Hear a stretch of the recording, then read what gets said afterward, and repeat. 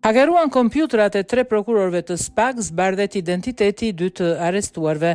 2 ish zyrtar janë arrestuar nga SPAK në akuzën e ndërhyrjes në sistemin e IT-s prokurisë posaçme dhe marrjes së dosjeve nga kompjuterat e 3 prokurorëve të SPAK.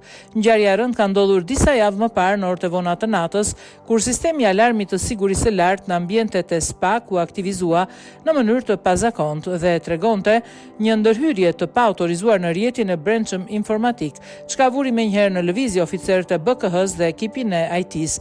Burime të sigurta për mediat konfirmojnë se autori dyshuar i këtij sulmi është Arnold Rokaj, tashmë i arrestuar, i cili kishte siguruar akses të paligjshëm në kompjuterat e disa prej prokurorëve më të rëndësishëm të strukturës, Beharti Branke, Leida Milonaj dhe Elida Kaçkini. Këta të fundit janë përfshirë në hetime delikate që prekin zyrtar të lartë të dyshuar për korrupsion si dhe rrjete të krimit të organizuar.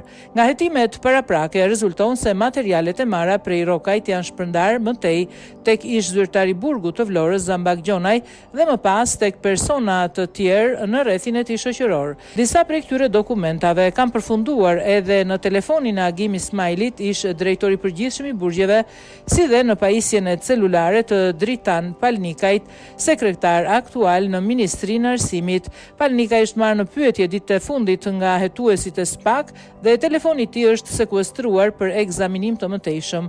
Ndër materialet e kompromentuara ka të dhëna që lidhen me dosjen e inceneratorëve dhe hetime të tjera që përfshin zyrtar të profilit të lartë dhe grupe kriminale.